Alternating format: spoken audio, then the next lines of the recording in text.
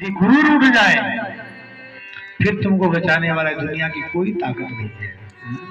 बाल कृष्ण भगवान सजनो, सबरी जी को अपने गुरु जी की बातों पर विश्वास था। गुरु जी ने देह का त्याग किया और सबरी जी रोने लग गई। जैसे अयोध्या जी में हमारे एक संत रहते थे और महात्मा जी का एक शिष्य था।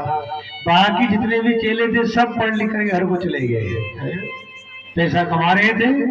एक चेला ऐसा था बेचारा जो पढ़ा लिखा नहीं था पर गुरुदेव की सेवा में लीन था। गुरु जी को कब कहा कौन सी वस्तु की आवश्यकता है कहने से पहले चीज उपस्थित हो जाती थी। ऐसे उसने जिंदगी भर गुरुदेव की सेवा करी। अब गुरु जी का जब अंतिम समय आया, चेला चरणों में गिर पड़ा और कहा, गुरुदेव मैं तो पढ़ा लिखा भी नहीं हूँ और आप मुझे छोड़ के जा रहे हैं, अब मैं किसके सहारे रहूंगा? कौन रोटी खिलाएगा मुझे? आज तो आप मेरे सिर पर थे। तब गुरुदेव भगवान ने अपने शिष्य को रामचरितमानस की पुस्तक दी और कहा, बेटा इसका नाम है रामायण। अयन माने होता है घर और रामायण माने रामायण राम जी का ये साक्षात घर है। तू चिंता मत करना गुरुदेव, मुझे पढ़ना नहीं आता। कहा पढ़ना नहीं आता कोई बात नहीं बेटा, तो रोज नहा के नहलाइयो और खिला के तब खाइयो।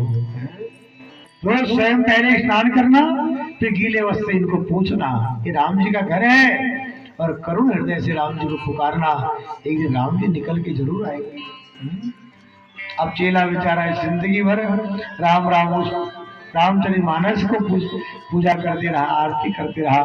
भयंकर संकट जीवन में आया, अपने गुरुदेव को पुकारा तो कहा, गुरुदेव आपने कहा था राम जी का घर है, फिर कहाँ गए राम जी?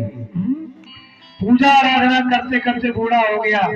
तब गुरुदेव भगवान ने राम जी से आग्रह किया, प्रभु मेरी बात झूठी हो जाएगी, आपको जाना पड़ेगा, आप जाओ दर्शन दे करके आओ। तब राम जी ने रामायण से राम जी निकल करके आए, उस बालक को भगवान ने दर्शन दिया। ऐसी सबरी को भी अपने गुरुदेव की बातों पर विश्वास था। रोज बेचारी सुबह मार्ग में पुष्प बिछा देती थी। और भगवान को जब वनवास हुआ ना, दंड कारण्य में ऐसे ऐसे महात्मा भी थे जो पेड़ पर उल्टा लटके हुए थे, पेड़ों पर लटके थे। कोई फलाहार में था, कोई साधना अखंड कर रहा था। पर सजनो नाम हरि जप तप कीने ना आत्म को जारे, ना हरि जय